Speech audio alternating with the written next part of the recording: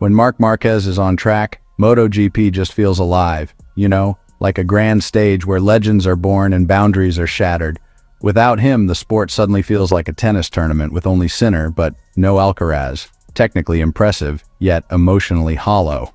The 2025 season has proven that no matter how fierce the competition or how advanced the machines, MotoGP without Marquez loses a piece of its soul.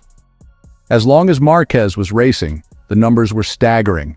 11 victories for the 8-time world champion, 3 for his brother Alex, 2 for Francesco Pecco Bagnaia, and 1 for Fermin Aldeguer.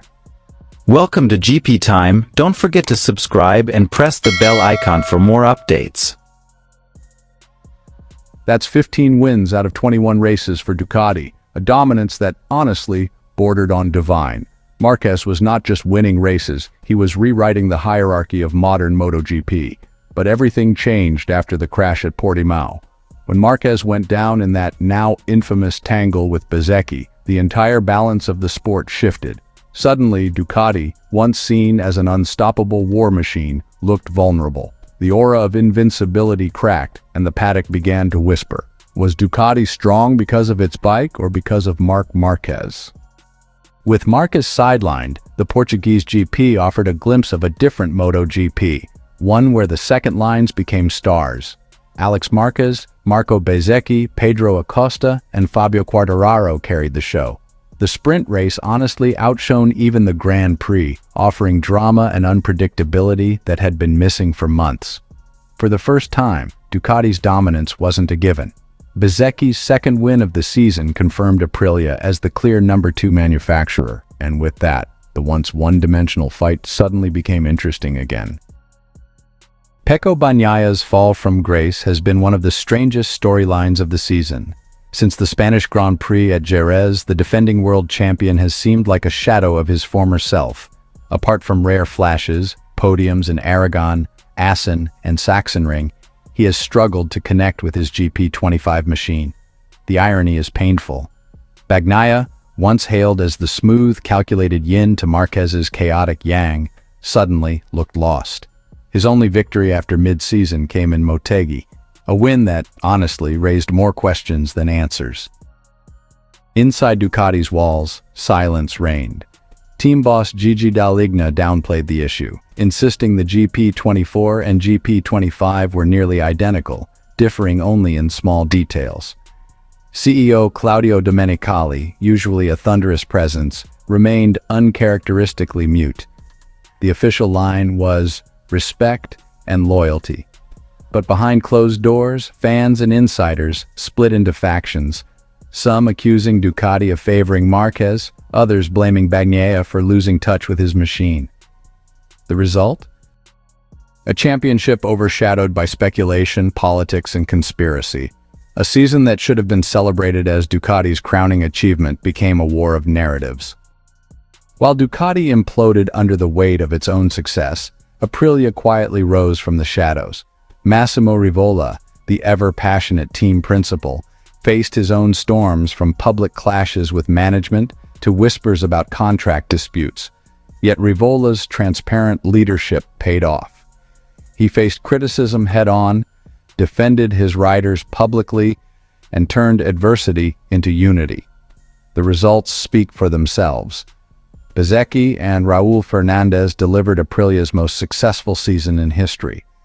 The Noal-based team became not just Ducati's closest rival, but also a symbol of how authenticity and clear communication can build strength in an otherwise cutthroat paddock. Beyond the track, 2025 will be remembered as the year politics overtook performance. KTM flirted with financial disaster, Aprilia and Jorge Martin had a high-profile divorce, and the Bagnaia case became a soap opera that captivated fans more than the races themselves. Even talents like Quartararo and Acosta, riders capable of rewriting history, found themselves handicapped by machinery not worthy of their skill. MotoGP, a sport once built on bravery and mechanical innovation, suddenly seemed trapped in its own bureaucracy. When Marquez crashed, the 2025 championship effectively ended. Not officially, there were still races to run, but emotionally. The absence of its central figure exposed the cracks in MotoGP's foundation. It revealed a sport overly reliant on one man's charisma and courage and undermanaged by those at the top. Fans began asking the hard questions. Where is the next Marquez? Why does Ducati look lost without him? And why are manufacturers fighting boardroom battles instead of wheel-to-wheel wars? As the season winds down and eyes turn toward 2026, the paddock is filled with both hope and fear. There's hope that the return of Marquez will reignite the fire. But there's also fear that without deep structural change in management, communication, and vision, MotoGP may continue to drift. Dazzling, but directionless. Because as this season proved, MotoGP without Marquez is still fast, still fierce, still beautiful. But, it's missing the heartbeat that made it truly unforgettable.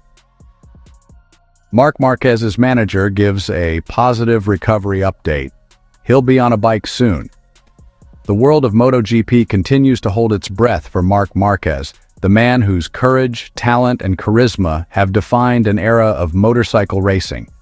After his brutal shoulder injury at the Indonesian Grand Prix, fans feared the worst. Yet, for the first time in months, there is light at the end of the tunnel. Speaking exclusively to MotoGP's world feed during the Portuguese Grand Prix weekend, Marquez's manager Jaime Martinez delivered a long-awaited update that brought hope to the paddock. The recovery is going well, step by step. Everything is evolving really good. The statement comes as the 8-time world champion continues his rehabilitation following surgery on his right shoulder, injured in a collision with Aprilia's Marco Bezzecchi during the chaotic opening lap in Lombok.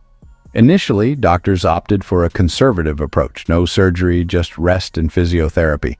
But after weeks of slow progress and persistent pain, Marquez and his medical team decided that an operation was the only way to guarantee full strength and mobility before the 2026 season.